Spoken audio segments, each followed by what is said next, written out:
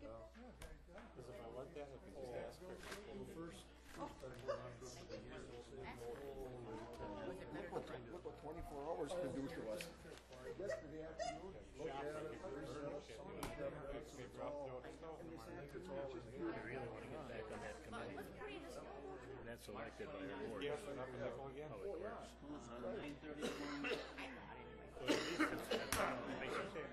He was, but I What mean, does gas and diesel have in common? Diesel used to have everybody Donna and me were on it. This is an old book. What the type of Not on this anymore. gate and diesel. That trip ship was $3.99. Huh? That's me at the county. Yeah, Yeah, something like that. I am. But Available if you want it. Oh, next time. Shoot, I got either tell them, well, a couple people asked me, I give them to them. But they, I guess they have to give us a copy of it. Oh, right, this year, well, I was gonna say, if you needed some, I got some. They could make a disc out of it for a nickel. well, that committee. Oh yeah, the cost of like $10. Yeah. At least $10 probably for that Oh, here comes the judge. or more. George tell you, snowmobile trails don't hold up garbage trucks? Where was he going? Oh, Richmond calls me one afternoon and says, are you town chairman? I says, yeah, who wants, I knew it was somebody, says, who wants to know? I do, I'm stuck, what are you gonna do about it? I says, tough shit. He said, no, really, I'm stuck. On 7th there, we allowed them to go along the road, cause Kirk shut them off on a lot of their properties, so we let them go on the road, and they had it groomed and packed down real good. He met a car, he got over, he says, I knew right away that wasn't the road after that. So snowmobile trails don't hold up waste management trucks. Probably last night, the plow's driveway, but he was east of Granite, and he turned off at 21. The two on the left. 28. Just about in the field. He couldn't see nothing. It was just all Oh, flat. yeah. He had a trailer behind his car. You just go. You're right, Al. The two on the right of this one and the two I never got there to pull him out because somebody else come along and jerked him out. Like, he asked me, he says, they don't take much. That's I said, classy, "George, isn't it?"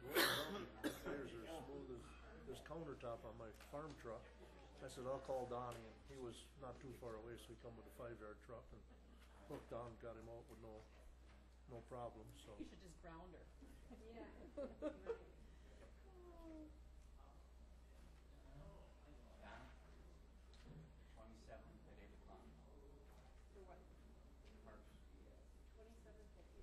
Hey, Dennis. Okay, this month. Okay. What's the price of gas today? Is it? No? Lots.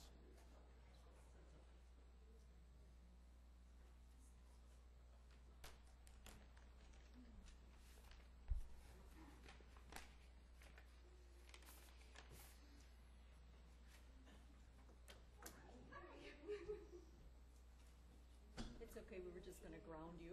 Today's my birthday, baby. Yeah, well, you do that to other people. We don't do that.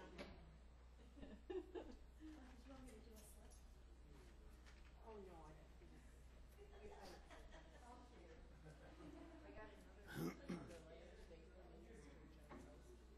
For Mr. John's. Too funny. We're gonna let you take care of that one.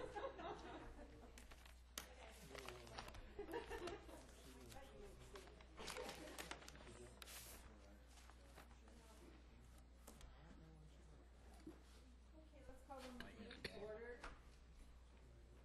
Mel will do roll call. Mrs. Krantz. Here. Mr. Heisey. Here. Aye. Mr. Yasi. Mr. Eckstein. Aye. Mr. Wedding. Aye. Mrs. Claudia. Aye. Mr. King. Here. Mr. Wadle. Here. Mr. Crawford. Here. Mark. Here. Okay. We're all here. All right, we'll stand for silent prayer and pledge of allegiance.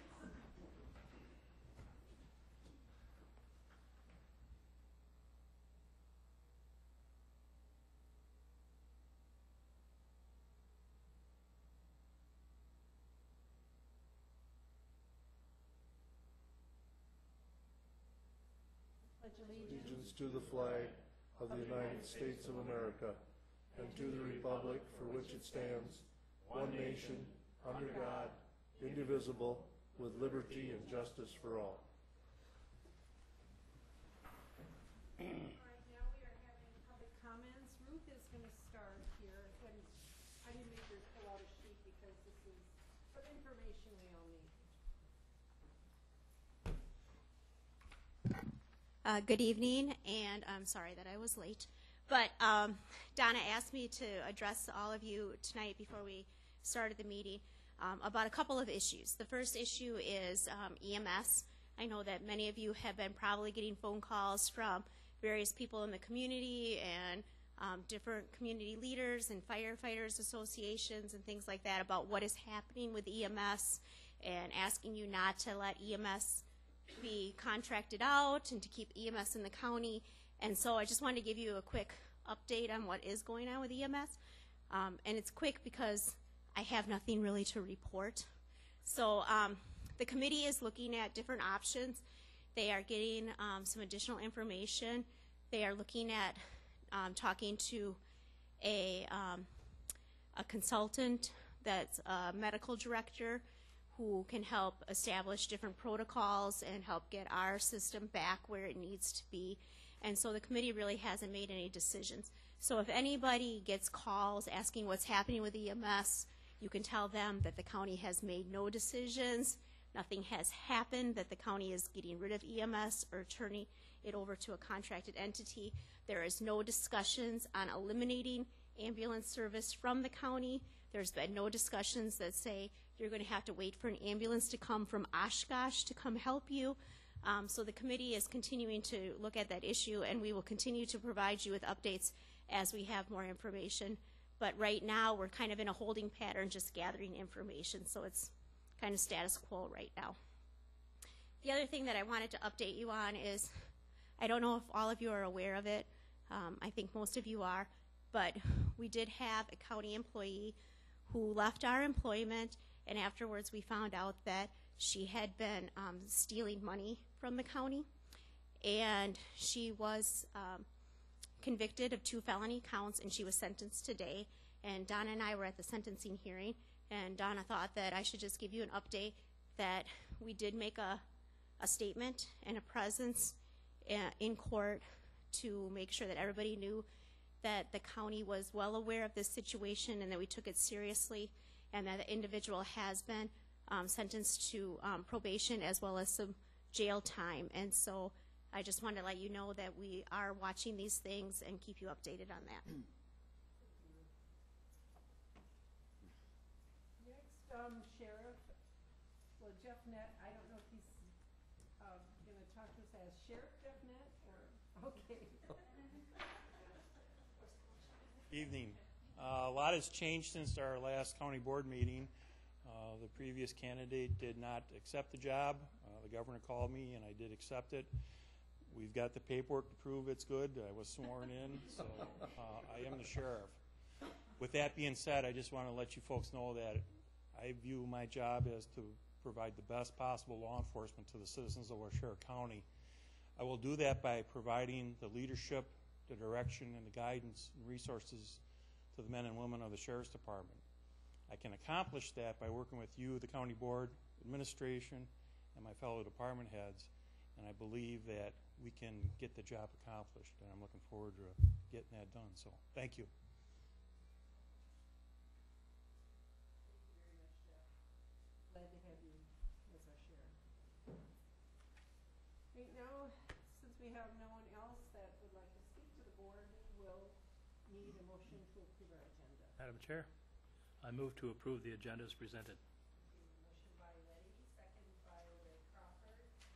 All in favor? Aye. Opposed, same sign. And we have our minutes from the January 21st, 2014 monthly meeting, and we would need Motion to approve? motion by Bob. Second. Second by Everett. All in favor? Aye. Opposed, same sign. All right, we have no old business, so we will go to new business, and we are going to have a really exciting presentation from Highway Commissioner Tom Miller on the Highway Bridge project. Good evening. I promised Mr. Kirschner that it wouldn't go more than 45 minutes, so. Attaboy, Tom. Lights? Well, lights, yeah, let's see. If we can do something with the lights. Instead of the normal boring annual report, we have 33 employees and 334 miles of road and yada yada, and we plow snow and we patch holes. I thought I'd do a presentation on the bridge project that was completed late last year with federal money on County E right there in Pine River.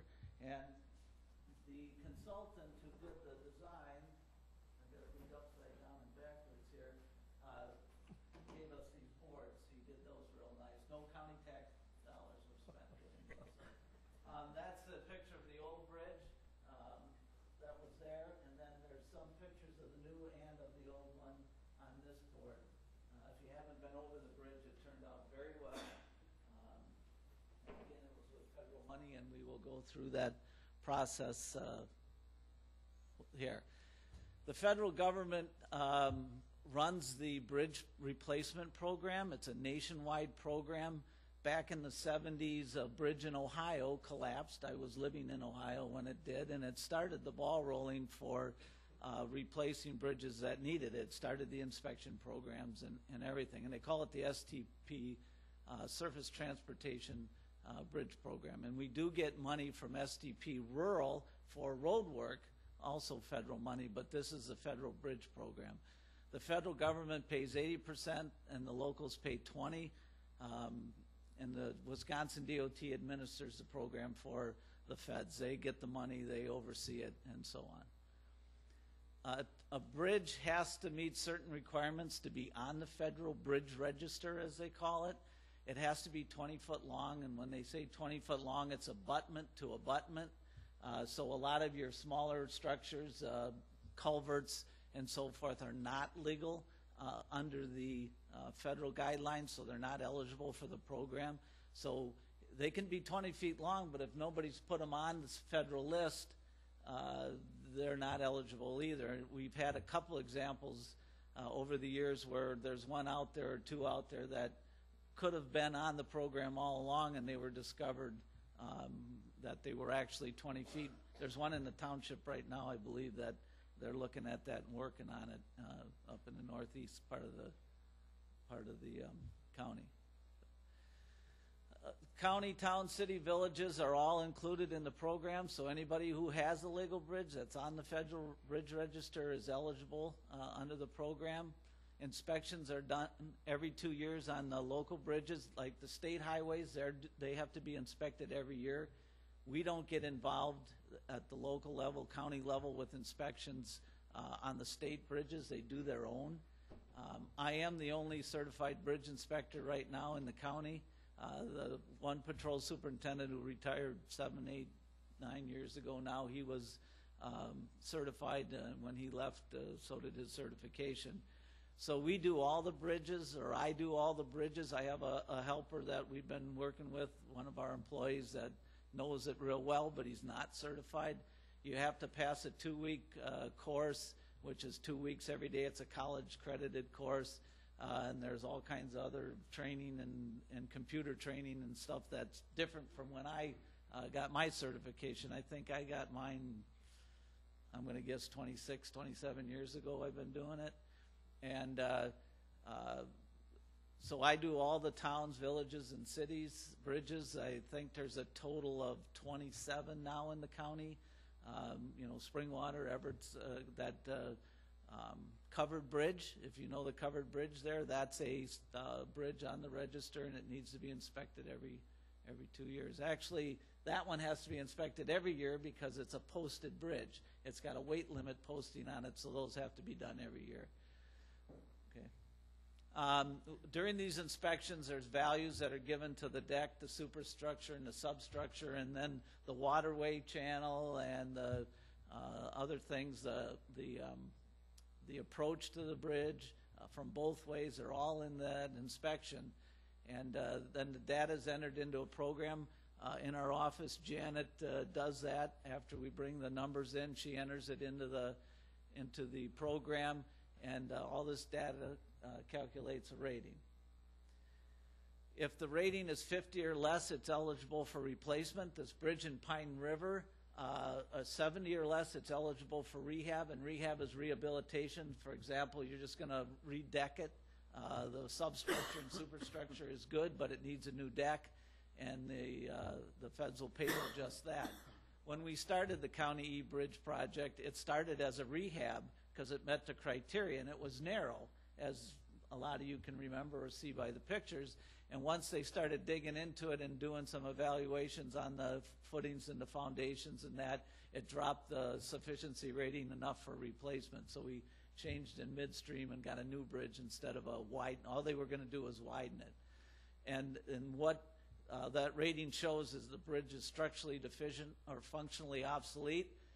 The narrow bridge at County E was functionally obsolete. It no longer meets the specs of today, 2 lanes. It was single lane. Structurally deficient means there's something wrong, with the substructure or superstructure. There's a problem in that regard. So anyway, the process starts, and I say it's a process because, believe me, it is. Anytime you're working with the federal government, there's a lot of red tape, and these things have a lot of it. So the DOT gets notification from the feds what's eligible, and then the DOT carries that down to the locals. The County Highway Commissioner, by statute, is the responsible party to make sure the bridge program gets out to all of the towns and villages and cities in their county. So when I say they notify the local, I get the notification, and then if there's any eligible within the system, I carry that forward. Then the locals get a hold of it, and they'll decide what they want to do. For example, the town of Saxville and the village of Red Granite right now have bridges that are eligible, and I told them for replacement. And I told them that 6-7 months ago, but there's no hurry. Number one, because there's no money right now in our pot of money for Waushara County to do the work, and there's no hurry. These bridges aren't going to fall in, and they're not unsafe to anybody. But they are eligible. So a village, I'm actually going to Red Granite's next meeting and doing this same presentation probably to let them know what the program's about. And if they want to, they can do the rehab or replacement, or they can do nothing. Again, if the bridges are starting to show some structural problems, they can have them posted to, instead of 40-ton, they can be 12-ton bridges, and they could stay there for a long time without replacement. So anyway, once we get to that part, then the locals work with the DOT to pick the design consultant. The design consultant contract is go ahead, Deb, is a 3-party contract. The county, the DOT, and the consultant all sign the contract, and there's always amendments.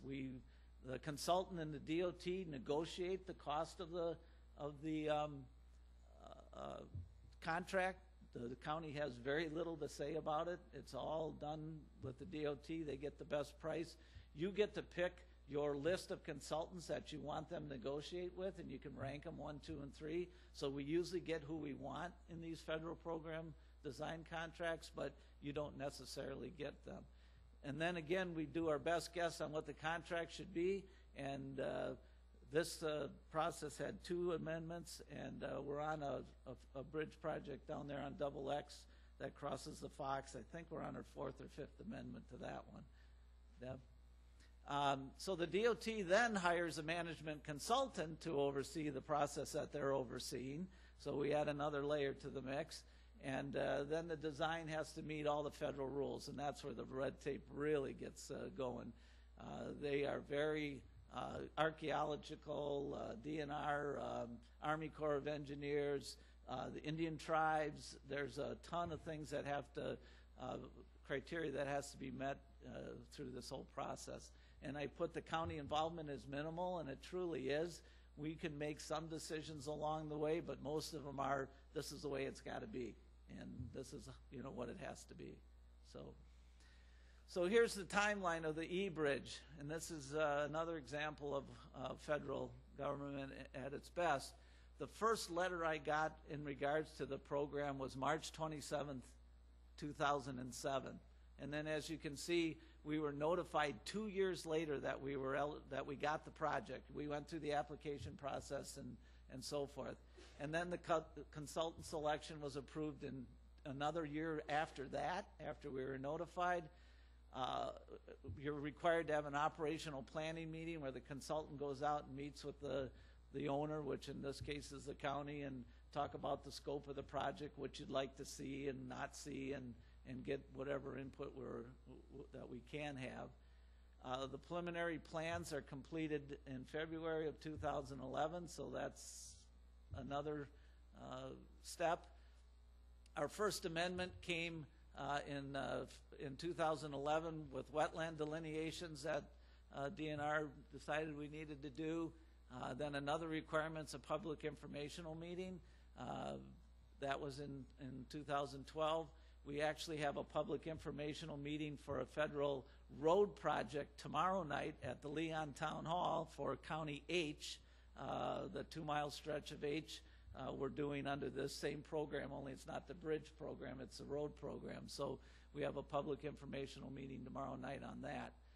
We had to purchase right away very small amounts on the corners of this project. That took about a year. We hired that out. Then the project was awarded, bid out, of course, let to contract. He was awarded in April, and then in October the bridge was completed and opened up. So from 2007 to 2013 is how long the project took. And it was worth it. It's a nice structure. It'll be there for hopefully 100 years. They usually estimate the life about 75, but there's not a lot of big traffic on that as of today anyway, and I don't plan on being here when they replace it. So that's the federal bridge program in a nutshell. I'm sorry it didn't take as long as I expected. Do we have any questions? Russell. The big concern was when you were building that bridge, it's the same time that the Leo Frigo Bridge has taken a dip at Green Bay, and they want to know if that was the same contractor building it. Yeah, timing is everything, isn't it? Yeah. Yeah. Well, Concrete Structures was the name of the contract, and actually I forgot to mention on the bottom here, the contract, and these are not set in stone figures. Actually, there's I've got another slide yet, but that's part of this here. We get an invoice for our share after completion, and to be honest, I expected that invoice to come in calendar 2014, and it came in late 13, which it was $92,000, I think, and we paid it, but they usually aren't that quick. And it'll be at least 2 years before we get the final project is done, completed paperwork. It'll be a minimum of 2 years before we see the final notice on the bridge project. But the contractor was $406,000 to do the bridge. The design and construction oversight, the DOT automatically tacks on about 15% of whatever the estimated cost is to oversee the program. And then they hire a consultant to watch the project as it's built. I think, don't quote me on this one, but I think it was $40,000 for an engineer to stand by during the construction, and he tests the concrete and sends it in and the gravel and make sure it's built to plans. But it's a huge amount of money, which again, we're only on the hook for 20% of that. So that was $60,000, and then the design from Ayers Associates was about $60,000 too. So there's $120,000 in engineering and oversight for a $400,000 bridge. But again, we're at about 20%. And so we've been billed that $90,000 or $92,000 I talked about. We had gotten some previous bills for the design and the oversight. So I don't have a total figure yet, but I'm going to say in around $110,000, $120,000, we got a $400,000 bridge. So we still did all right. So, any other questions? Bob? What had happened, Tom, if, say, during a flood or a natural disaster like up in Mount Morris, do you still have to jump through all these hoops to replace it if it had totally have taken that out by some?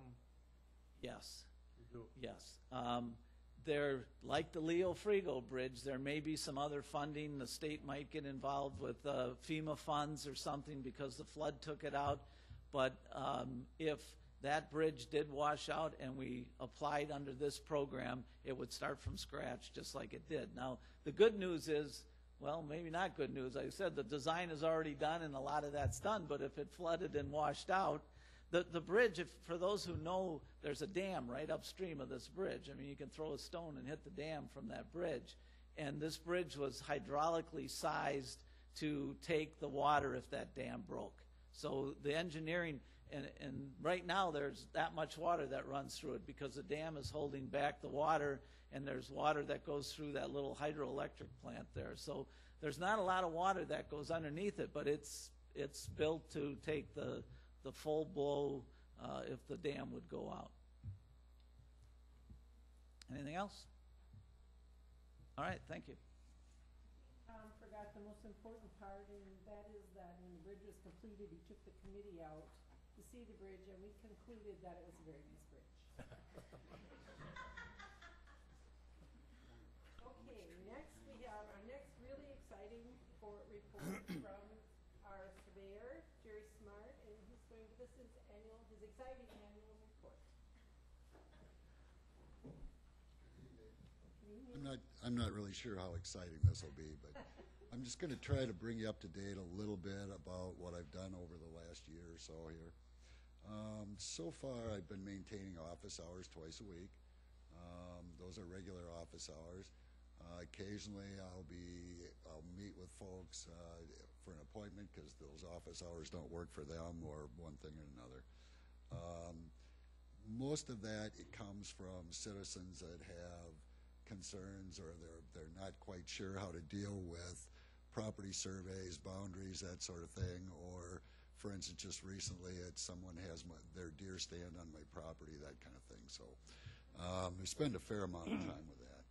Over the last year, I've visited 120 section corners and quarter corners, and when we do that, you've invested a fair amount of money putting those corners in the ground in the first place. What I do is go out to see that they're in good shape, the references are in good shape, to replace those if are necessary, and I also get latitude and longitude with GPS on each of those corners I visit. What that does is later on at some point, and we're starting to see more and more of this all the time, where folks, other surveyors or people will call up and say, gee, do you have coordinates on that? Unless we're absolutely sure that the coordinates are Blue Book value, and that's Blue Book is what NGS or the National Geodetic Survey has rules for how you publish those. Unless we're sure they're in that kind of condition and that kind of quality, we generally don't give those out. But we've done that on 120 corners this year. Those were primarily town of Coloma, Oasis, Plainfield, town of Rose, some in Richford. Investigated this year, we had a few section corners that got damaged or destroyed during some road work, primarily on Highway 73. Also had an NGS monument from the 40s that was destroyed in Coloma. Able to take a look at that and see what we could do with it. Unfortunately, that was just destroyed. Did some preliminary site work and some preliminary staking for the proposed EMS facility in Hancock. Did some in the spring, and then some rough staking for fill and grading if you decide to go ahead and do that project. Did a survey map and right-of-way plat for some property acquisition and right-of-way changes on County I in the town of Bloomfield. Also investigated and changed some section corners in town of Rose on the boundary between Rose and Portage County. That is a correction line there, as well as it was a fairly complicated issue for the simple fact that when you have every 6 miles, you can have section corners that don't line up. So from one township to the next, you've got an offset between those. Well, in this particular case, I'm not sure, they were set in the 70s in Portage County, and within a few months in the same year from Waushara County, and for whatever reason, they didn't line up. We saw close to a 20-foot difference in where that boundary was. And so I got a call from a gentleman that said, I don't know if I'm supposed to be paying taxes in Washare as well, or if I own. So we needed to take a look and see what was, and we had a problem with some section corners there, but that has been taken care of at this point. Also did some cross sections on the Alpine Lake Dam. There were some things that the DNR was requiring there. We put in some new benchmarks with X, Y, and Z coordinates and submitted that to the DNR just this last fall. Prepared some descriptions for excess right-of-way for County E in the town of Saxville. And also helped with the Pine Lake District, town of Hancock, when they went to record their district boundary. We found some errors in that. We were able to fix that up for them and get them in good shape. We've also, with the zoning office, register of deeds, GIS, and tax lister, we've started kind of a new policy where we are reviewing all the certified surveys and PLATSA surveys that come through the office. Prior to this, it was just the ones that needed county zoning approval. We're actually looking at all of them now to be sure that everything's done by state administrative code, state statutes, and county code, the county subdivision ordinance. So far this year, traveled just about 6,300 miles, as well as conservatively about 500 hours total. You may be aware or not aware that you're contracted with Marquette County for my services, and that includes the truck, the GPS equipment, all the field equipment, that sort of thing. So I've enjoyed the last year. Some of it's been interesting, to say the least, and some of it's been challenging. But if anybody has any questions, I'd be happy to answer whatever I can. So it wasn't very interesting, but I was still faster than Tom was. So. Thank you. Thanks, Jerry. Thank you, Jerry. I think we're very lucky to have Jerry working with Sheriff County for us. Okay, next we have another very exciting report. No, I guarantee it isn't going to take 45 minutes. The Building and Grounds Department, Randy Ramsey. The Building and Grounds Department has one maintenance tech, which is Mike Nigber. We have two housekeepers, Marie Yock and Scott Toonstra. We have one part-time worker, Ed Menard, and he's talking about retiring in July. He's going to be 80 years old. So we also are in charge of the cleaning service for the courthouse and that. Also, I have probably over 200 employee supervisors throughout all the buildings here that I seem to answer to or have to. So, That's fun.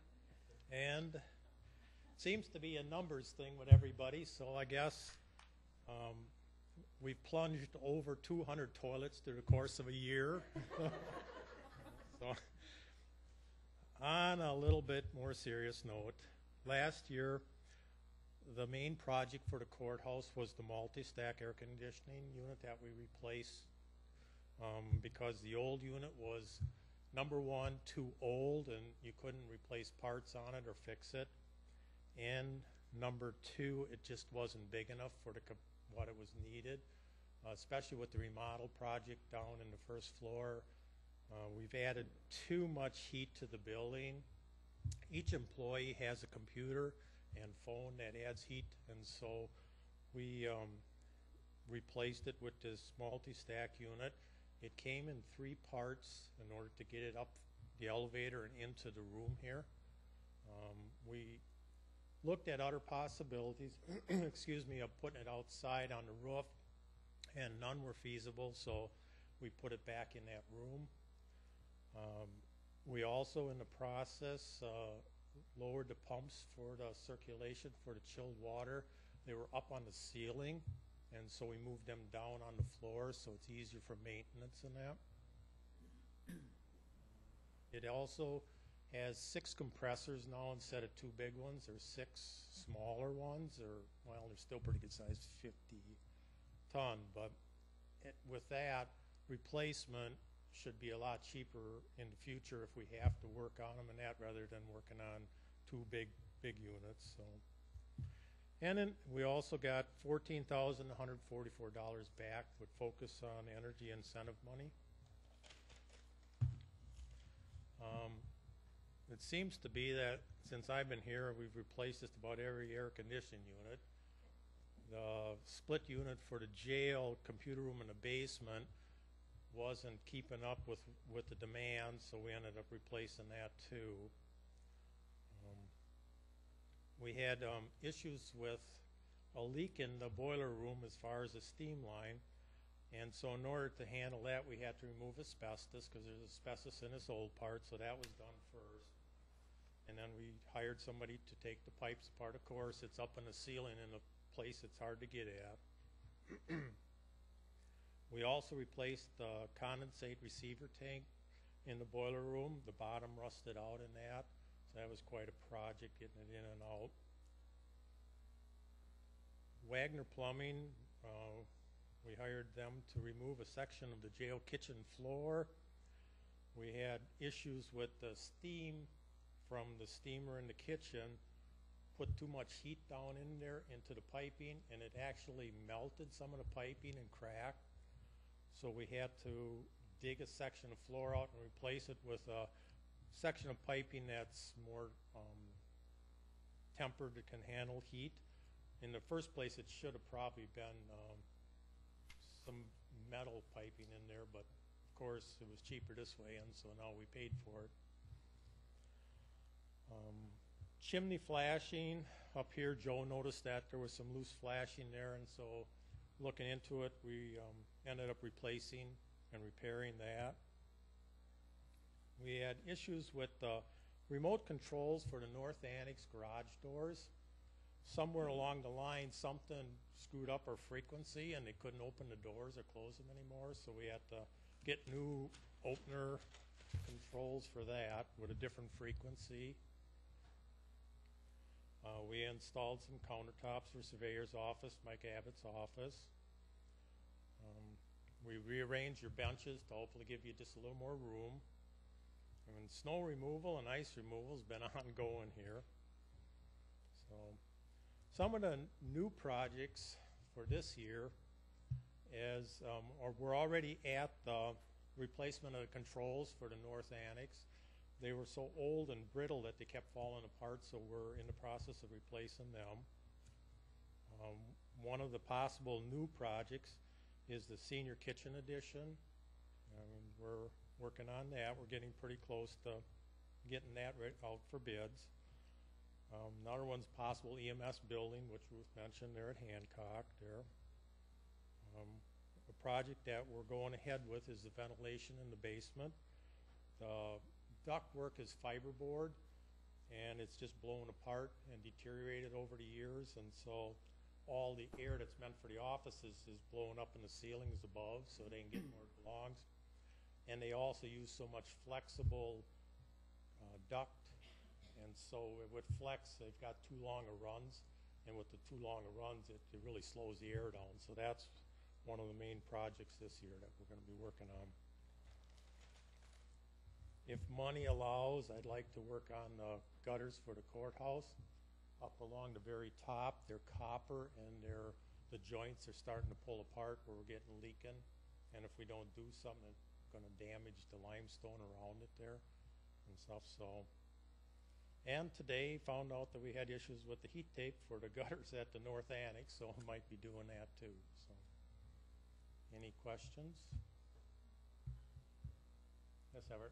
Want to say anything about the problems at the jail with the people that are there? Yeah, I suppose I can. That has his gun on tonight. I just want to let you know that. We've had a issue with one of the inmates there as far as plugging the toilets, and that's not with the plunger this time that we can get it free. We have to hire somebody to come in because he's in his spare time takes magazines and rips the pages into strips and flushes enough down that it plugs downstream. So 6 times we've had to get him out there to to rot out the line. And hopefully, we got that taken care of here so that they won't be doing it again, because the fear is that if enough of it gets pushed down, it could cause a problem farther down, and we might not be able to get at it without a lot of work, so. Thank you. I hope Mary won't report that we have copper gutters, because we know how people are going after our copper. We don't want anyone calling up to get our copper gutters. Okay, thank you very much, Randy. Now we will move on to discussion of possible action items. Disband the dispatch subcommittee. That was a committee that we put together at our request, and we were working on emergency medical dispatch and trying to come to some agreement on that, and looked at the possibility or the need to remodel the dispatch area. And right now, I think I would hope that we would disband the subcommittee and just let Jeff have a chance to do what he does, and he's already working on the emergency medical dispatch. So I really don't see a need for this committee at this time. Madam Chair, I would move to disband that committee. Thank you. Motion Second by- that. Second. All in favor? Aye. Opposed? Next, we have a revised residency policy from the Sheriff's Department. When we originally passed the residency policy, I think you'll recall that I advised you that if somebody questioned our policy, it might not withstand scrutiny, as we tried to keep it as tight as possible. We did get questions by the union, and so we are revising the policy to be more consistent with the statute and with also without an objection from the union. So I was asking to revise that. Motion by Ekstrom, I'll second the motion. second by Libby. Is there any question or discussion? Hearing none, all in favor?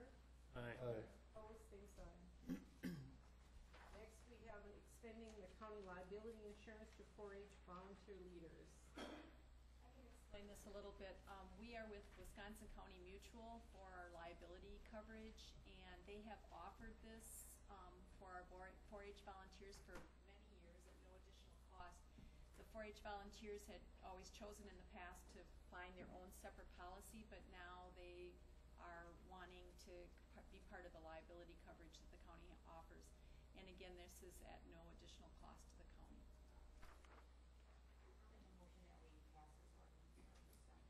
Motion by Bernadette, second by Larry Crawford. All in favor? Aye. Opposed, same sign.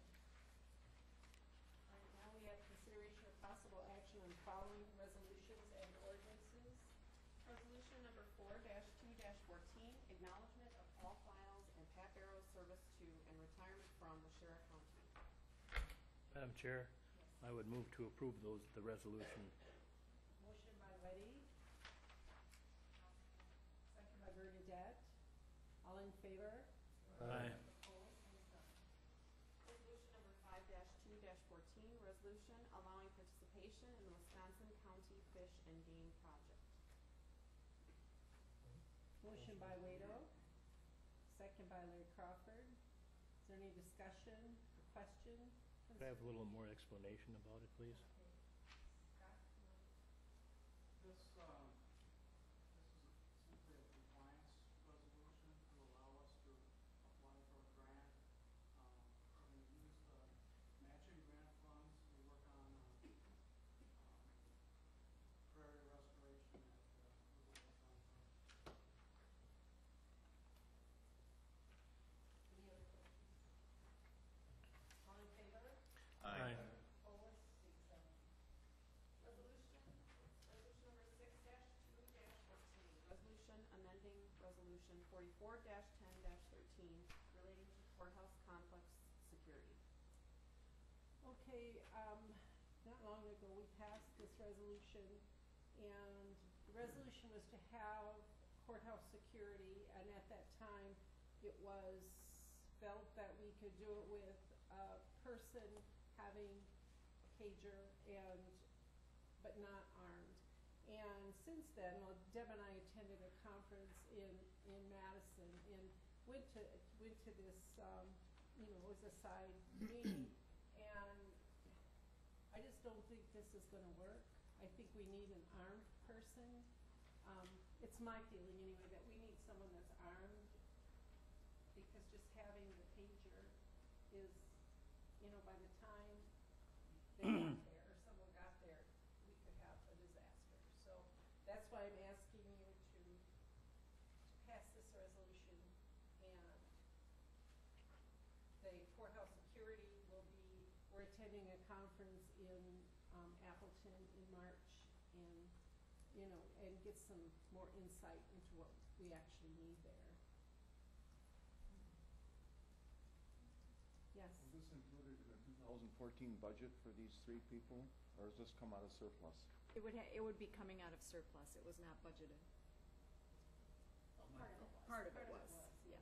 For the one person it was. Well, we budgeted for part-time people unarmed, so there'll be a little bit of a pay differential to have them be law enforcement certified. Okay. But we're still planning on doing it with part-time people, not paying benefits, keeping them under those hours. So the difference will be between the cost that it would have us to have an unarmed person versus the cost to have one person certified. Can we have a figure on that at all? I think, what was the additional, for the equipment? An additional maybe 3,000 or 4,000 you were anticipating for equipment and uniforms? Yes, the additional equipment would have been the sidearms that we have in the department, and they're about $700 a piece. They would each have their own, but they would share the electronic taser that we have. They would share that, and that would be in the security office downstairs in Tim Gansel's office down there. So the other difference, or I think the uniforms would be the same. We were looking at the brown shirts, tan pants, similar to they'd be deputies, just like our present deputies would be uniformed. And because there's some delay in the hiring of these positions, we have a little cushion in the salary part of it. So I would think it would be less than $5,000 for the year. Thank you. Once this resolution, if it passes and so on, how soon would it take effect that we would have that protection in our courthouse? Well, we would start the hiring process, so we would run an ad. A recruitment process can take 5 to 6 weeks, because you would need physicals and to actually have somebody on board. So I would anticipate 6 weeks at the maximum. I would hope we could put it on the fast track. We'll do the best we can. I will move to approve the resolution.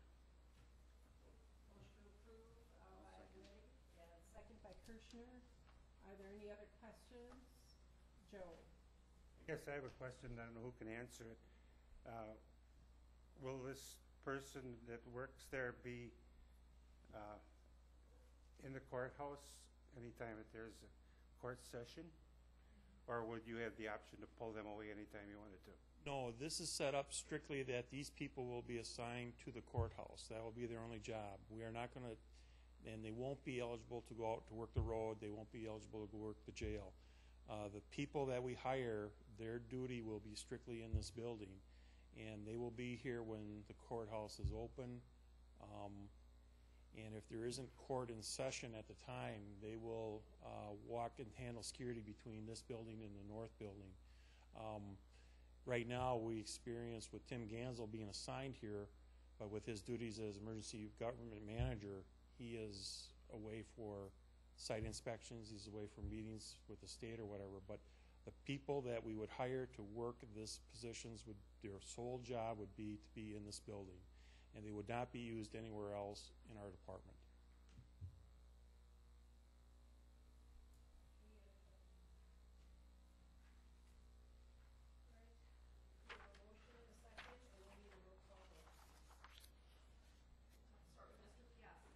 Yes. Mr. Eckstein? Yes. Mr. Wedding? Yes. Mrs. Collada? Yes. Mr. King? Yes. Mr. Wiggum? Yes. Mr. Crawford? Yes. Mr. Kirschner? Yes. Mrs. Prince? Yes. Mr. Tim? Yes. Thank you very much. Next, we have resolution number 070214. Resolution authorizing a full-time administrative secretary position for the sheriff's department. One of the things that we discussed when we had our dispatch committee was that maybe to alleviate some of the pressures on the dispatchers that we create a secretary position. She would sit out in the outer office and then be available to meet the public as they come in. I think this is something that's needed. They used to have a secretary. The trouble is it hasn't been budgeted. So number one, we have to decide if we want to allow that position, and the next thing would be to decide whether or not we want to fund that position immediately. So Jeff, do you have anything you want to add? Where Jeffrey's having him hopping up here. Right now, the dispatchers are doing all of the dictation. If we go to a domestic abuse case and we take a statement from the victims, we take a statement from the suspect, they're recorded. We have to transcribe those recordings to a written form, and right now the only people that are doing that are our dispatchers. The problem we have is they're listening to earphones to do dictation, but we're expecting them to listen to the radio and to the phones. And a couple of times when the detectives and the officers have gone through to proofread their statements, we're not getting the statement that the person is talking about on the recording. We're getting radio traffic in that statement. It's confusing, and it's taken away the object of the dispatchers is to listen to the phone, listen to the radio. And we're also trying to deal with handling just the workload that we have in the office the way it is now, but we definitely need some help with that position, and that's the request. Make a motion to approve it.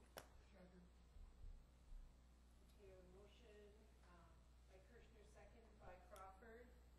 Now, are you approving, is this the motion to approve the positions? It's all in the resolution. All right, we have a motion and a second. Here again, we will need a voice vote. Before we do that, a roll call vote, I'm sorry. Before we do that, are there any other questions? Yes, Russ. I've been hearing some comments from the local fire departments, just exactly what Sheriff Net has referred to, is they have to make out fire reports and do that for their 2% dues, and there's some mix-up in their communications on their typewritten reports that they're getting, so I highly recommend that we do this. As everybody should realize, that position was there before, and it was abolished because of budget cuts at that time, I believe. So, I would anticipate the additional cost for this year would be $45,000 This year. for this year.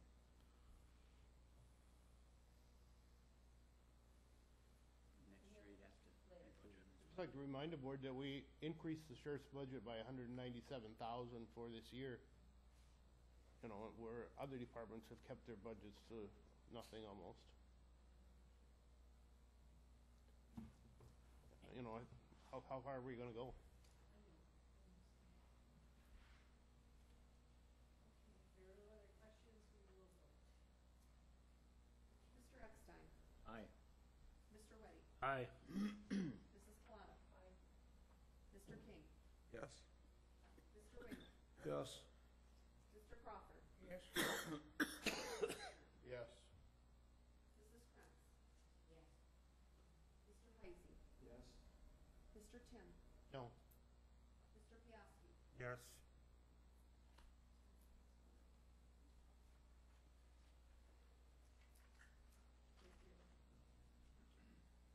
Resolution number 8-2-14, resolution authorizing transfer of funds from general fund to Winnefox Library budget due to budgeting error. Dave, this was also in your packet. You want me to explain it? Basically, the statutes govern how much money the county has to pay to libraries outside of the county for services that are received by our residents. And Winnifox is the third-party contractor with the outside municipalities. We're not paying Winnifox extra, so this isn't a situation where we have a contract with Winnifox to do certain things in the county, and they said, oops, we made a mistake, and now they want us to pay them more. This is the portion of money that goes through Winnifox to the other counties. It's not Winnifox money, and it's money that's dictated by statute, and the amount was wrong. It doesn't meet the statutory formula, and so we're kind of stuck with the bill, but it's not in the budget, so we need to transfer money to pay for that, and it's all set by state statute. What happens if we don't pay it? Then we have problems with the state. What kind of problems? We're violating the law.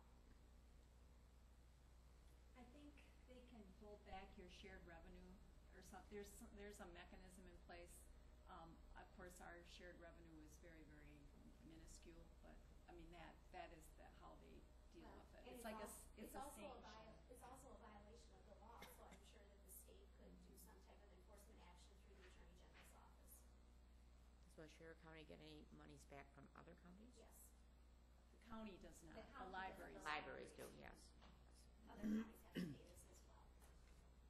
This is something that I think that anytime you speak to your legislators about, you need to speak to them about the library funding system in the state because it's messed up everywhere, and the only way it can change is by state statute. I think we talked about that at committee. I mentioned that this whole thing should be abolished. I mean, it's a bunch of, you know. Any other questions? I guess I can't figure out why they use an, quote, estimated dollar amount instead of being a little more investigative to begin with. This is the first time he's made this mistake. He just truly made a mistake. He had done an estimated one, and initially, he had the right number. He just failed to put it into the budget document from the library services group, so. Honestly, they have the number. They've always had the number, but he just failed to put it into the document, so. So hopefully it'll never happen. Any other questions? Okay, we need a motion, please. Motion by King, second by Eckstein. And here again, we will have a roll call vote. Mr. Weddy? Aye. Mrs. Claus? Mr. King? Yes. Mr. Wadle? Yes. Mr. Crawford? Yes. Mr. Kirschner? Yes. Mrs. Krantz? Mr. Heisen? Yes. Mr. Tim? I know just for that of it. No, okay. Protest. Mr. Piazza? Yes. Mr. Eckstein? Aye. Thank you. Did you vote nay then? Yes. All right. Resolution number 9-2-14, resolution authorizing the transfer of up to $15,000 from the general fund to Register of Deeds for purchase of land record software. Would you like an explanation before we vote? You're on. Our current land record software is outdated, so I've been looking at a couple of different vendors and have chosen one. I have a majority of the funds in my redaction account, and and at the end of 2013, I will be transferring $42,000 into surplus, so I'm asking for $15,000 of that to put, up to $15,000 of that to put towards the purchase of the software. Do you have any questions? How many vendors did you check with? I checked with 2. And I checked with 72 counties, Register of Deeds in the state. And of the 2, it's top of the line. It really is. And the second one that I looked at, I didn't get a lot of feedback, and if they could switch to the one that I'd like to go with, they would. So I definitely did my homework. And this will work with software that's already in the company. Correct. It will eventually do back indexing too. Right. I would move to approve. Motion by Whitting, second by Eckstein. Roll call vote? Mrs. Coletta. Aye. Mr. King. Yes. Mr. Wade. Yes. Mr. Crawford. Yes. Mr. Kirschner. Yes. Mrs. Prince. Yes. Mr. Heisey. Yes. Mr. Tim. Yes. Mr. Piaski. Yes. Mr. Eckstein. Yes. Mr. Wedding. Yes. 4 ayes. Thank you. Resolution number 10-2-14, resolution authorizing the creation of a treatment and diversion court program coordinator position. Now I suppose you want information on that too. Yeah. Okay, Missy, you're on.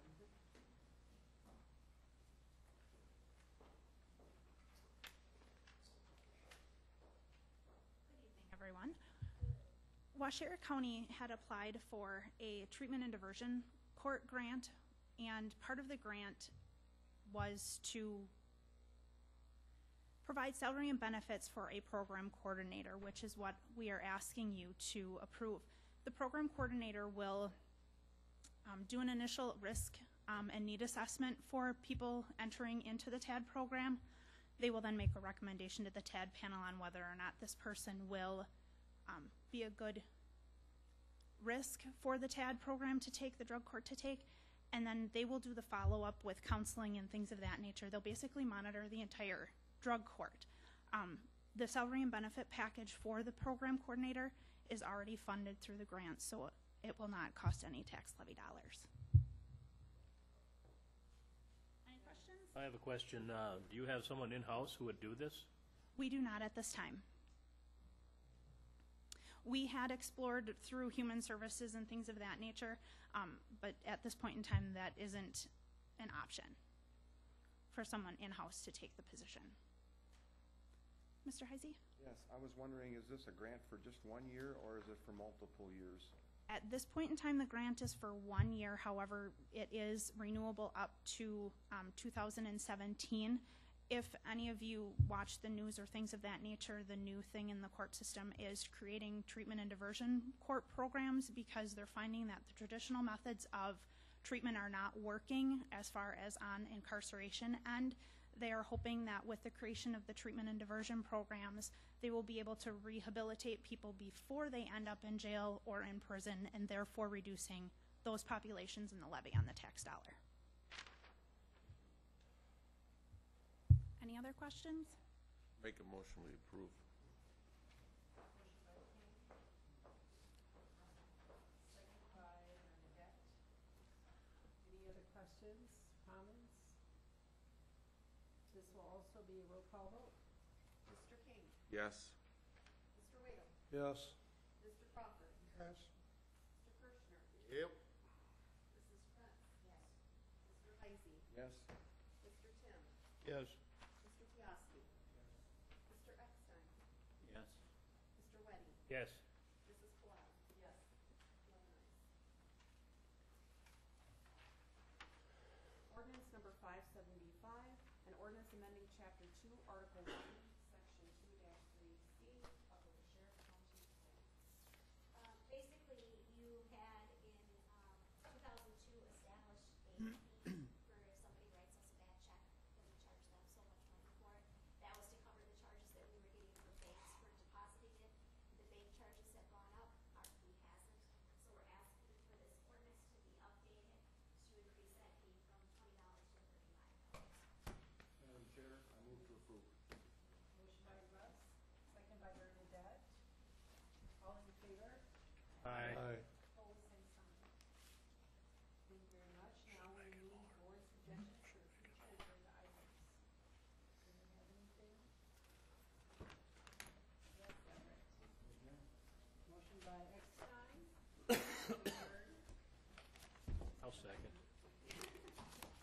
second? I'll second it.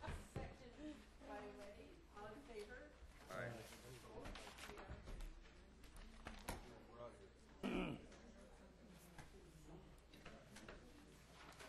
That's taken off. We don't know.